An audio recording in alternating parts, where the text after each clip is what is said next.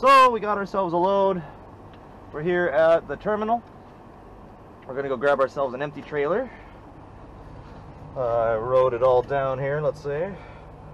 We're gonna be grabbing trailer 180796. So let's go find that. They like us to have our hazards on when we're buzzing around the yard, so I'll do that. I'll play by the rules. They like us to have our seat belts on when we're in the yard, so I'll do that too. Play by the rules. So what was it again? 180796. Let's go find that trailer. Wonder where it is. 180796. Look at that, a bunch of garbage left in that trailer. Somebody just left that for another driver to deal with. This is a really big yard. Phoenix is actually the headquarters for the company as a whole, so it is big. Look at all those empty vans. Okay, it might be over here. I just got my truck out of the shop. It got a full inspection today, as is required by the state of California. That took a while.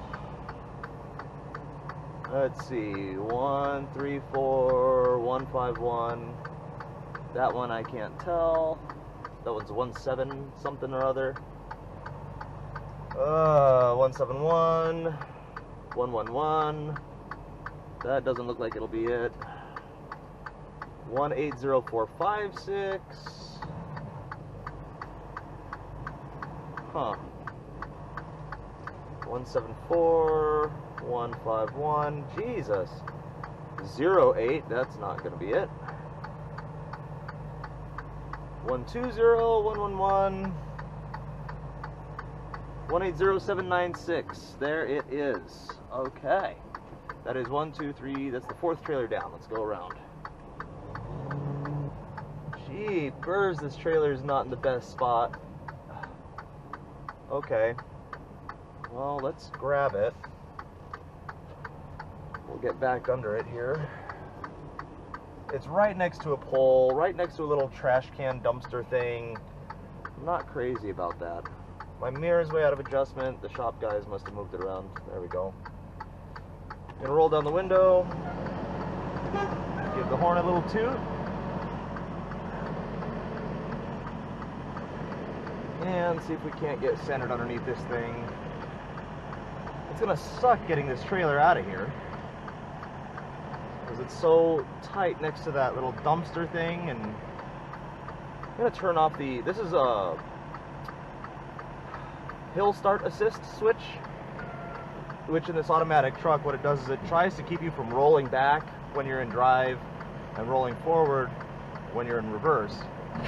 There we go. Let's give it a little tug. Oh yeah, we're attached. Trouble is, sometimes you don't want it to try to fix itself. Let's go back into off-duty status.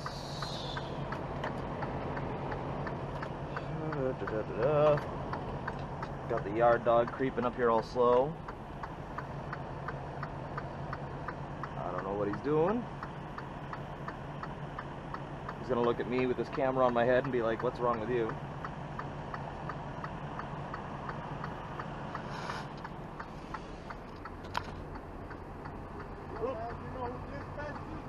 Sorry? You know who dispatched you? I can tell you.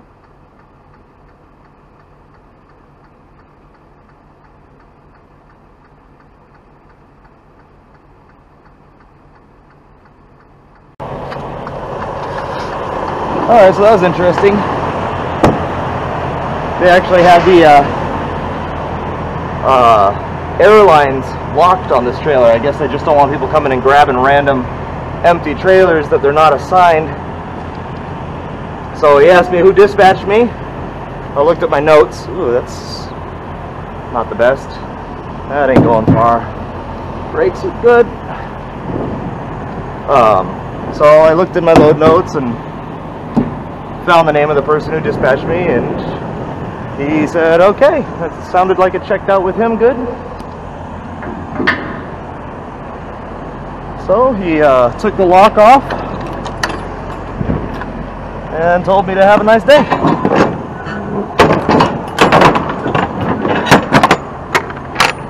well. That ends well, I guess. Oh, I don't have my headlights on, is why.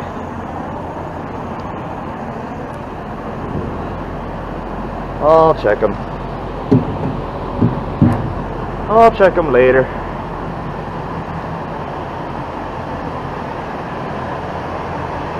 So, get this gear up, maybe.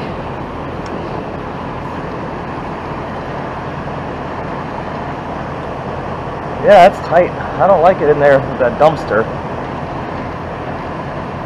I'm not going to be backing out of here either. I figure I have a huge, wide open delivery window to get to Vegas, so there's really no rush. And this company isn't one to take loads real early. Like, they only let you check in, I think, half an hour before your appointment time. My appointment time isn't until like 6 p.m. No, 7 p.m. tomorrow. It's only about going on 5 o'clock now, and it's only about a 6-hour drive straight through. You know, I want to get down in here and check that our fifth wheel locked on there. I'm always paranoid about that, but it looks good. How much grease did we scrape off onto our truck? Look at all that. Ugh. And it fell down in there too. Oop. Well,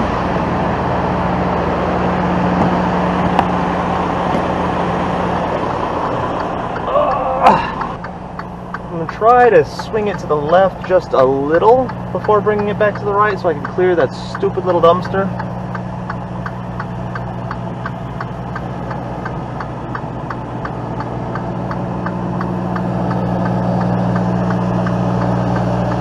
Bring it out nice and wide. It's a little hard to see with the sun, but we're clear. Okie dokie, and I gotta watch the header board sticking out of the left side now. Make sure I don't tear a reefer unit off of one of these trailers. Alright, we should be in good shape. Well, got ourselves a bang. What I'm doing on here, but what I'm doing is I'm checking the address of where I'm going. I'm going to look at it on Google Maps on satellite. So that way I can kind of see... Oops, typed that in wrong. I can kind of see where I'm going, what the entrance is going to look like.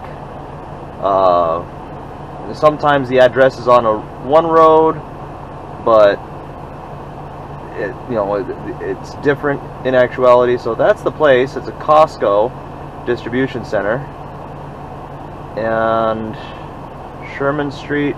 Well, it looks pretty straightforward. Sherman Street comes into a cul-de-sac. There's a big long entry there. I see arrows. There's a guard shack right there.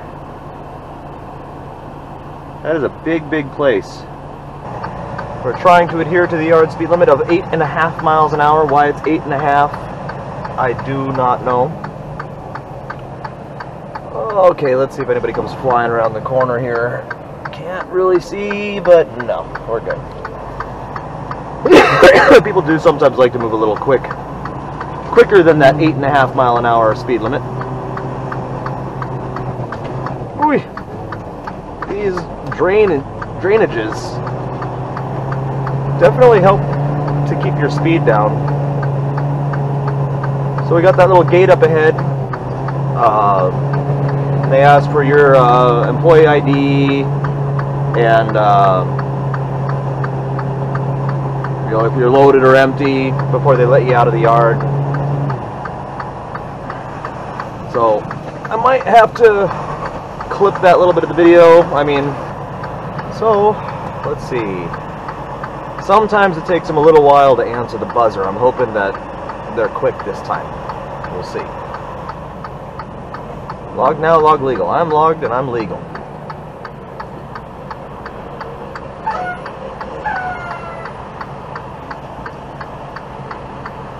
Am I going to have to push the button or not? I might have to push the button. Let's give the button a push. Hello, driver code please. And that's an empty trailer? That's an empty trailer. Thank you, have a good day. You too, thanks. All right, home free. Turn off those hazards. God, they're annoying. And no longer bound by an 8.5 mile an hour speed limit. Get this window rolled up. So I was encouraged by Matt, my husband, some other friends of mine, and a friend of mine who was a teacher of mine in junior high school. Turn left at the traffic light. To basically kind of cover some talking points about, you know, the life of a truck driver, and you know, just kind of some of the ins and outs of it, which I was wanting to do anyway. That's why I bought this camera and this little baseball cap that, you know, holds it up here like so. Definitely something I've been wanting to do, and I was given some great, you know, talking point ideas that I really like. But really, before I can start talking a whole lot about any of it, it's kind of important to understand what the schedule is like for a truck driver, what they call hours of service laws. Trucking is, I don't think I'd be over-exaggerating or even wrong if I said that truck driving and interstate freight transport is the most heavily regulated industry in the country. I don't doubt for a second that that is true. It's very scrutinized, and I'm sure that going down the interstates you've seen, you know, weigh stations, scales, truck scales. It's, you know, they're regulating the equipment. You know, it has to be in a certain kind of good working order. You know, 1/2 mile. Turn left on West Buckeye Road. Drivers are required to inspect that equipment every day and ensure that it is in good working order, up to snuff with those, you know, Department of Transportation requirements.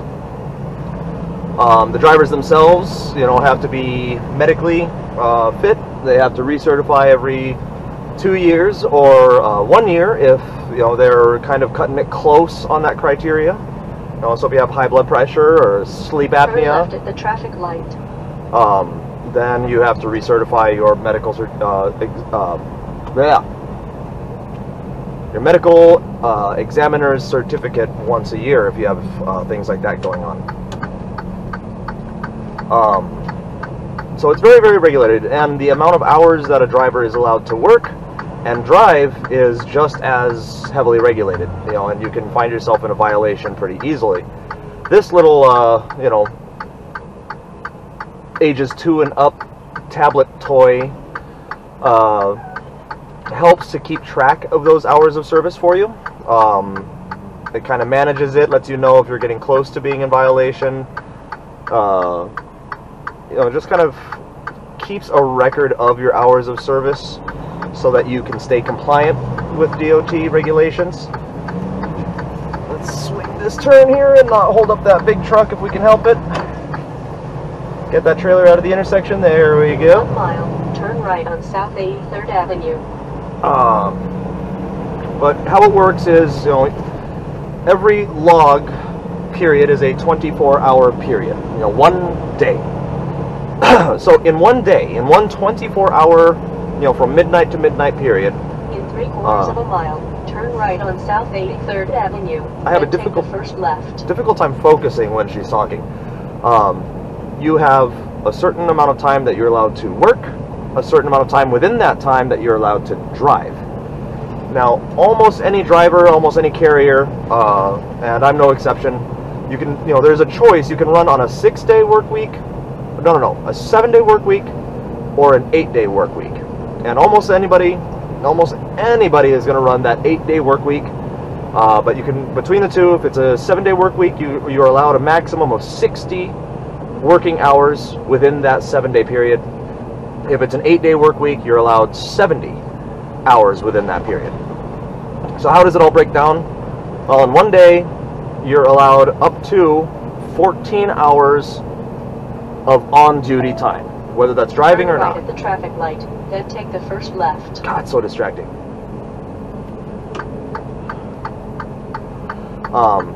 once you go on duty, like I did for the pre-trip, once you start that on-duty time, that clock, 14 hours, starts counting down. Going back to an off-duty status does not pause that clock.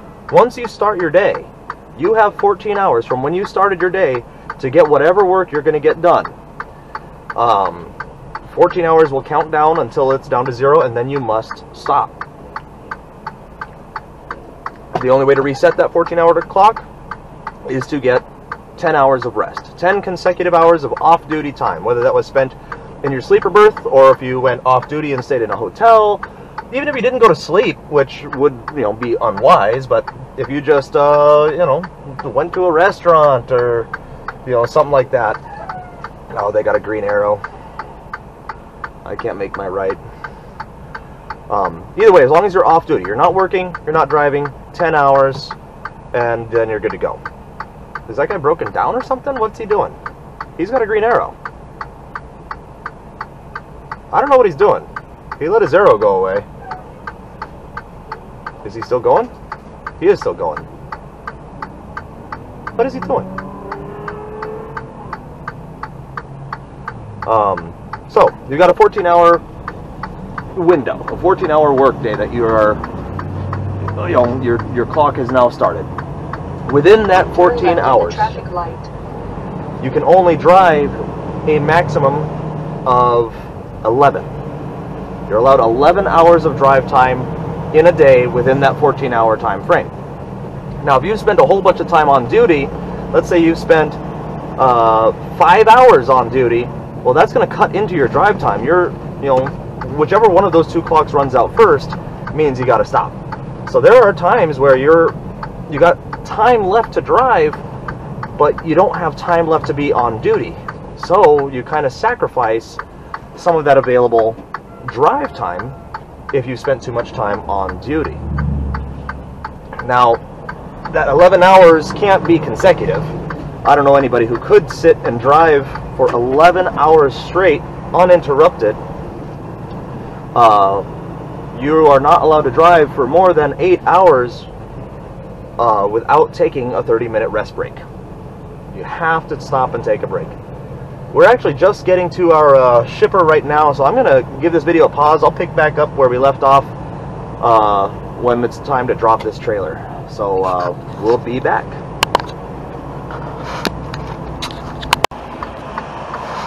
Alright, the lady was super nice. I like her. I'm turning off the hazards. They don't have signs that say you have to have them. So she says that the empty goes out to the right all the way as far as you can go until you can't go anymore, and park it along the fence with the doors open. And then these trailers here that are closer to us are the loaded trailers.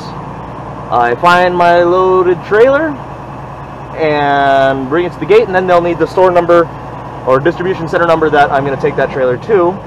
They have a scale so I can weigh it. They don't print scale tickets, but Costco likes to load these things heavy, so we're going to definitely put it on a scale. Alright, so I'll talk a little bit more about hours of service after I back this up, because for some reason I just have the hardest time. Of course the radio starts going up now. Let me turn that down.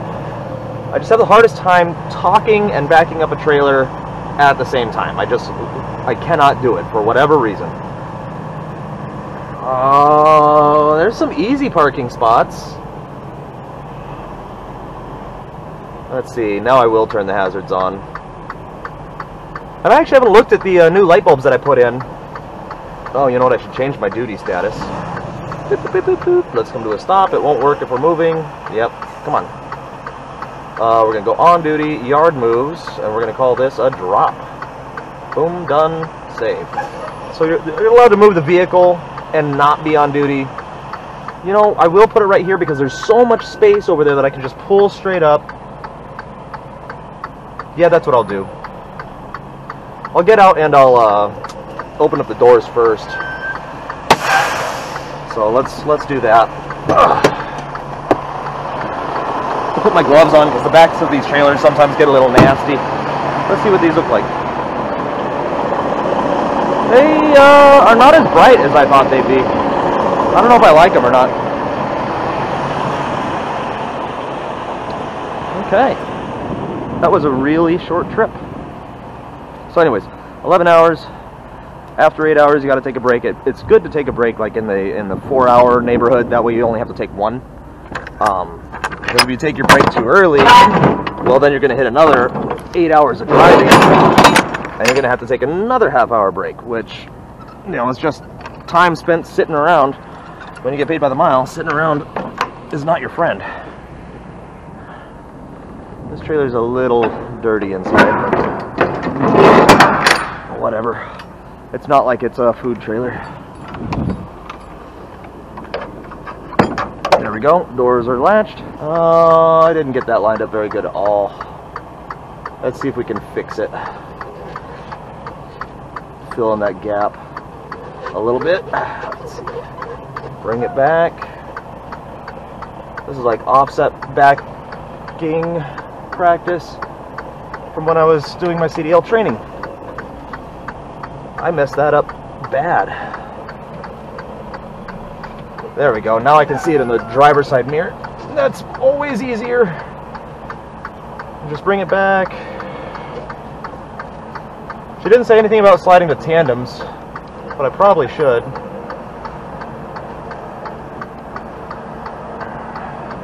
There's a little Costco truck there.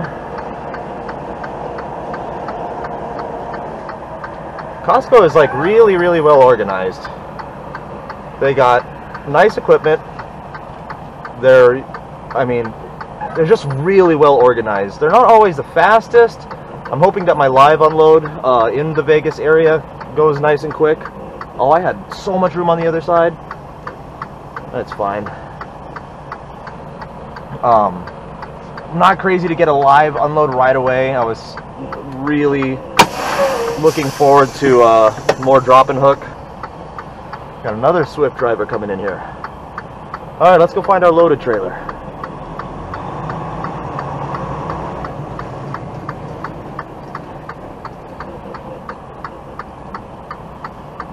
Oh, put me in drive. Oh, he's going to the scale. Let's change this back to on duty, yard moves, apply. We're gonna call this pickup done save. He's got his load. That was the bobtail that we saw earlier. He found his loaded trailer. We gotta find ours. Ours is 083264.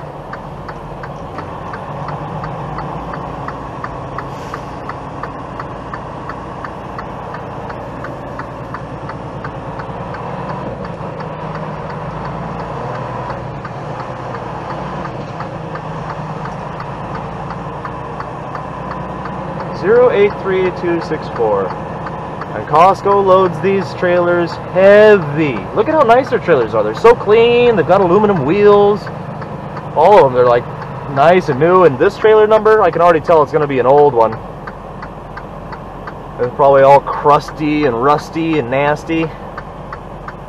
What was it? Let's look for the 08 for 083264. Let's see, 083408. Nope, that's not it. Actually, for a 08, that's not a bad looking trailer. I mean, yeah, it's not terrible. Let's see.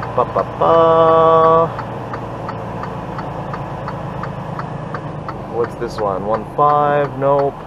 083502. 083264. 083264. That's the one. Alright, let's get under it and get a little bit of a look at it. Nobody's coming. Nobody's coming. Little Swift service truck there.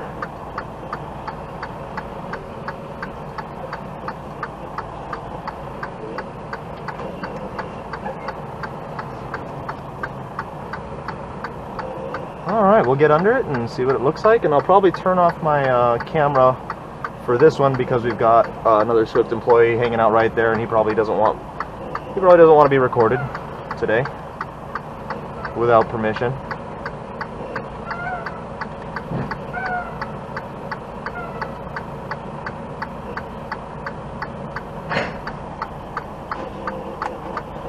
little tug. Oh yeah, we're hooked.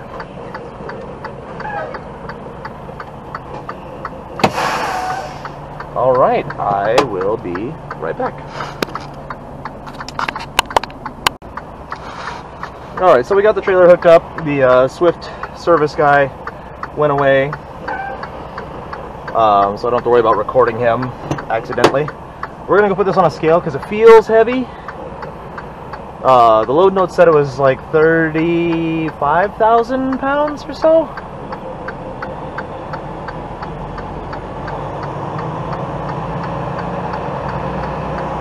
Which 35,000 pounds should be no problem.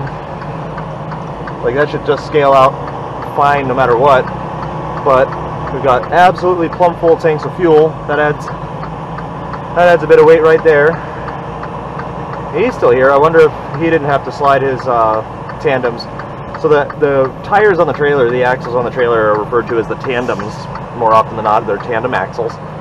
And they are adjustable on the trailer. They kind of ride in the track. They've got some big heavy duty pins that lock them into place, and you can slide them clear down to the very end of the trailer where the bumper is, or all the way pretty far up to where that skirt just starts. And even that, what doesn't seem like a very big adjustment, it makes a big difference with how much weight is distributed between axles. Talking again about a very heavily regulated industry, trucks are allowed a gross weight, an overall weight of 80,000 pounds. Some states are a little more, some, but you know, 80,000 is kind of just the general rule of thumb there. And then each axle group is only allowed a certain amount of weight. So the steer axle is allowed up to no more than 12,000 pounds, which when you think about it, that's 6,000 pounds per tire. That's a fair amount of weight. Alright, this is an axle by axle scale, it looks like. Your drive tires, those tandem axles there, are allowed a maximum of 34,000 pounds, and same with the trailer. 34,000 pounds for that axle group back there. And sliding the, let's see here, let's get our steers on the scale here. Where are we at? 11.5. That, we're good. Okay. Let's get our drives on the scale here.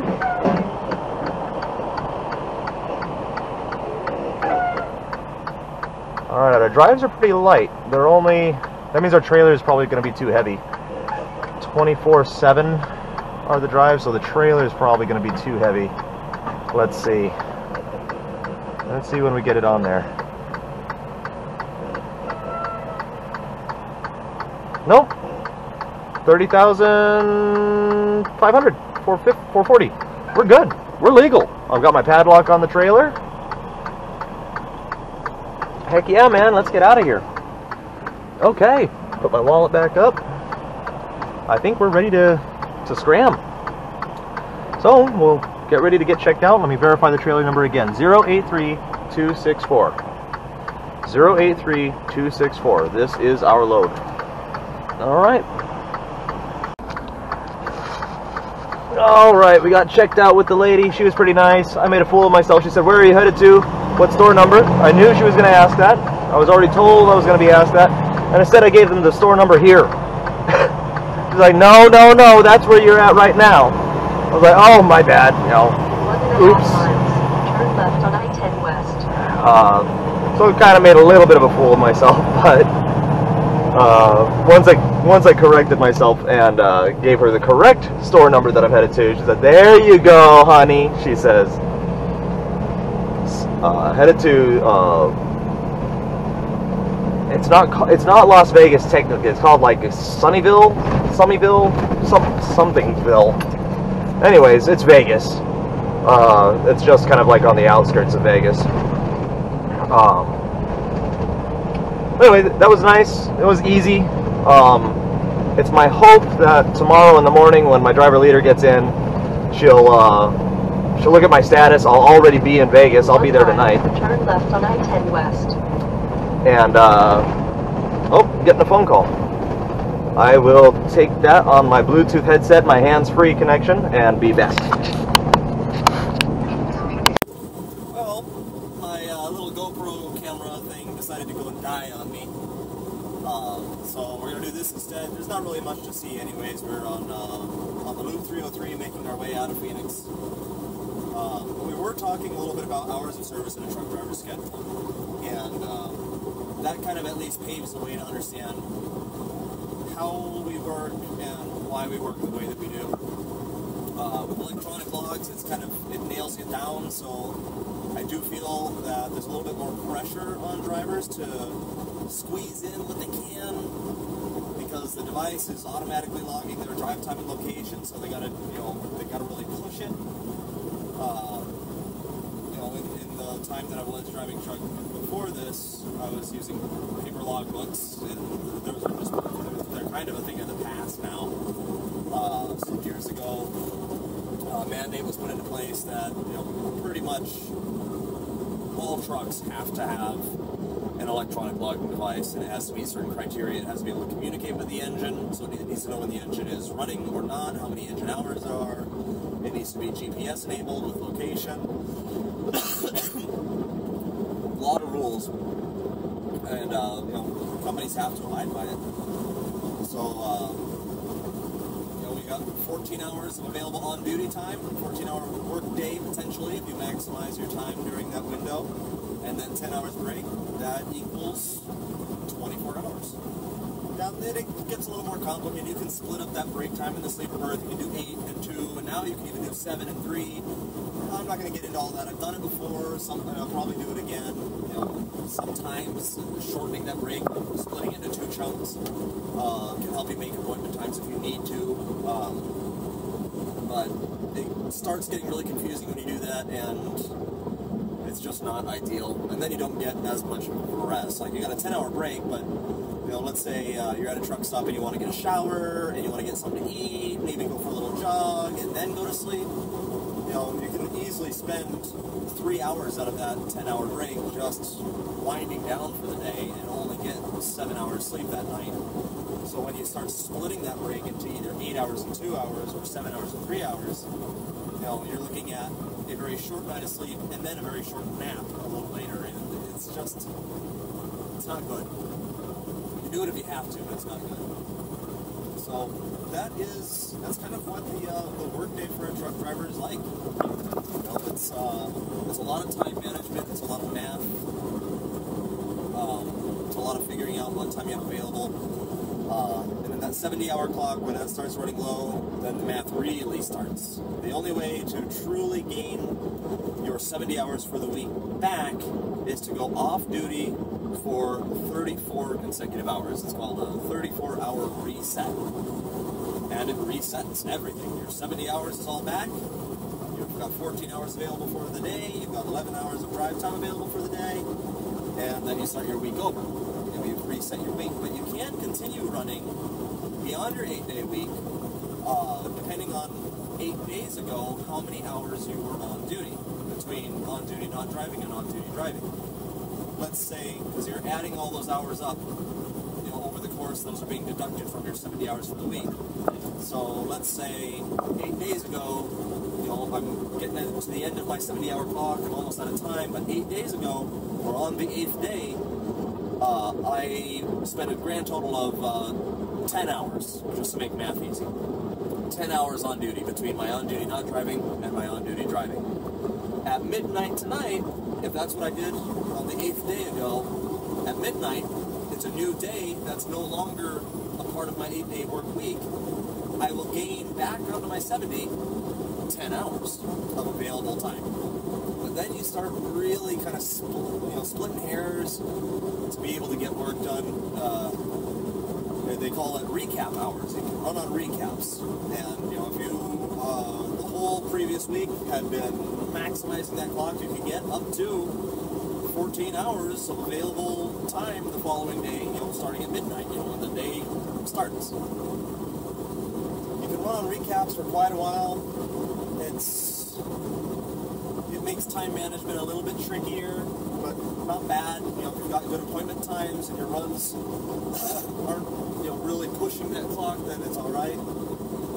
But I'd sooner just get a 34-hour reset when possible. And it's good too, because by the time you've worked 70 hours in 8 days, or less even, you're tired.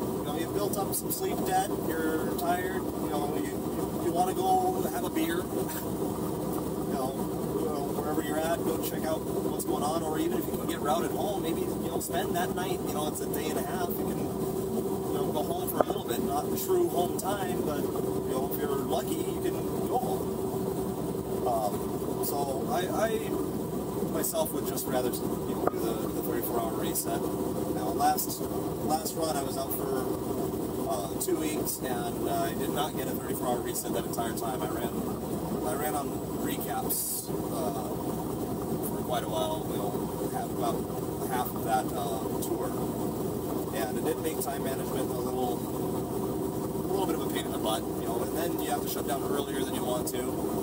So you get up, after a night of sleep, but you only have 8 hours of available time for the day, because that's what's left on your week, because it's a recap. And so after 8 hours, you have to shut down, but you're not exactly tired yet because it's only been 8 hours, but you're going to shut down for your 10-hour break, so you have to kind of force yourself to go to sleep, because after that 10-hour break is up, in 1 3/4 miles, take exit 119 on the right to US 60, then take the first left. Exit and then turn left. So you gotta force yourself to go to sleep, even though you're kind of not tired. And I keep sequel in the truck for just that reason, because there's plenty of times I'm kind of a high energy, high metabolism, go, go, go. So when I have to shut down, and I know I should go to sleep because I've only got 10 hours, and I'm gonna, as soon as that 10 hours is up, I want to be doing my pre-trip and getting on the road.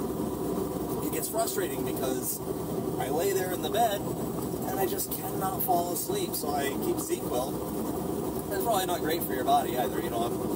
I'll shut down, I'll take a swig of sequel so that I can fall asleep and get a night of sleep. And then I'll wake up in the morning, have some coffee, and then at some point during the day probably have another Bang energy drink. And it's just kind of back and forth. Sequel in the evening, or whatever it might happen to be. I'm going to be driving through the night tonight.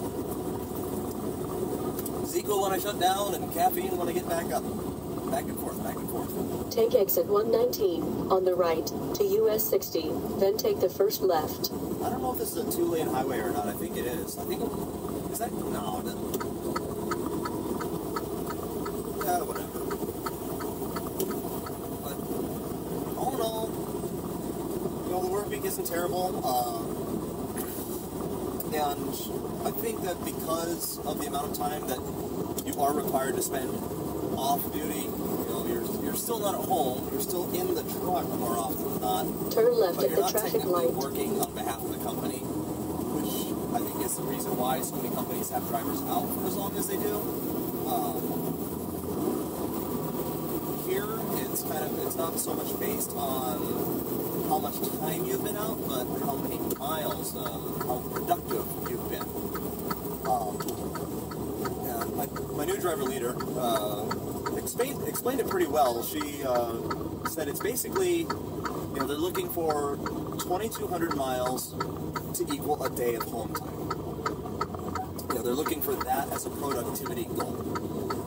For every 2,200 miles you run, you've earned yourself a day of home time, which is very, very doable. I mean, 2,200 miles sounds like a lot, but when you're driving for 11 hours a day, and as long as you're getting good loads, you're not getting held up at shippers or receivers, your dispatcher or driver leader and planners are finding you good miles and you can keep on moving, then, 2,200 miles. Continue on West Grand Avenue. That adds up very quick. When I was working for the other company out of Minnesota, they ran really hard. That's why I left. But we were putting down over 4,000 miles a week. By this company standards, a couple more 100 miles, which we sometimes did do, would equal 2 days off after only a week of work. But the industry standard it kind of adds up to be is around about 1 day off per week. And that's largely in part, I think, because even though you're still in the truck and you're away from home, you are spending time off, quote unquote, you know, off duty or sleeper berth, you know, not actively working for the company. So I think they kind of consider that time off. So time off and home time are like different things, I think, in the eyes of many of these trucking companies. And there's plenty of people, you know, I'm married, I've got all the critters at home, you know, I want to be home as often as I can, you know, but I still want to be productive, I still want to be doing my job, doing my part, and getting my miles. You know, we get paid by the miles, so the more you're moving, the more you're earning. You know, anytime you have to sit and wait, you know, any stops that you make and you're, you know, just kind of hanging out, you're not just wasting time, you're reducing your earnings potential. But, you know, there's like my trainer, my mentor, you know, he, until recently, was single. You know, he really didn't have many expenses. You know, he was younger and, you know, 3-4 weeks out on the road, no problem, you know. If he had to do a 34-hour reset way out in the middle of some other state and some other town, that was kind of a bonus. You know, he got a chance to explore whatever else. Right? There was nothing waiting for him at home. There was folks, you know, he had family and stuff, and friends and stuff, you know, whatever. But, you know, a little different than, you know, being married and having a spouse at home who is waiting for you and, you know, kind of waiting for that next phone call, wondering, you know, how the schedule's going to line up. So, you know, it is a little different, and I do want to be home, you know, at least bi-weekly. You know, and I expressed that to my driver leader, and basically told him, if you give me miles, I will run them. You know, I'm very motivated to drive. I know, you know, that even with the truck being governed the way it is, like, you know, it doesn't go any more than 65 miles an hour. You know, that's in part for safety, and it's also in part for fuel economy. Diesel's not cheap, and this thing drinks a lot of diesel. But what am I getting right now? I'm averaging, I'm rating 7.5 miles per gallon. I'd like to be up above 8, but the company wants you basically above 6, I think. Oh, I can see a tan line. Oh my god. Let's leave that one down. So yeah, so that's kind of how it all shakes out. We'll probably start trying to focus a little bit more each time I do a video and splice them all together. I'll try to focus on like a single topic, you know, whether that's a driving related topic, the truck and equipment, I could do a little short on that, you know, interacting with other drivers. I know people are curious about, like, you know, just the day-to-day, you know, everything from, my living quarters here in the truck, you know, what the bed is like, what the, you know, food and cooking and showers, you know, truck stop showers. And I know that people have it in their minds that maybe it's like a locker room gym shower or something, and it's not. You know, they're actually, many of them are very, very nice. So that'd be interesting to do as a topic as well. And as I get going and, you know, different ideas start coming up and, you know, I get suggestions from people, I'll try to focus on those and see if I can make that some of my content.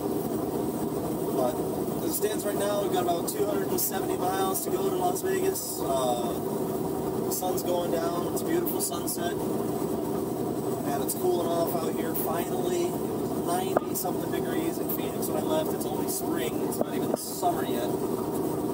So it's going to be a good night. It's going to be a little bit of a long one. I got up at 2 o'clock this morning. I did sneak in a little nap, but I came down bright and early to get the truck into the shop for an inspection. They said they wanted the truck there at 6 a.m. It's about a 2-hour drive to the terminal from my house, so that's 4 a.m. It takes me a little while after I wake up to actually get into gear, so I woke up at 2, I set a few alarms between 2 and 2:15. And the inspection took much longer than I anticipated. And at no point did I actually want to go to bed because, you know, if the truck was available, I wanted to grab it. And then finally, when the truck got available, I basically let the finders know, okay, I'm good to go, truck's out of the shop, give me a load. And it took them a little over an hour to find something for me. It was this relatively short run out to Vegas, but we'll get a little bit of extra money.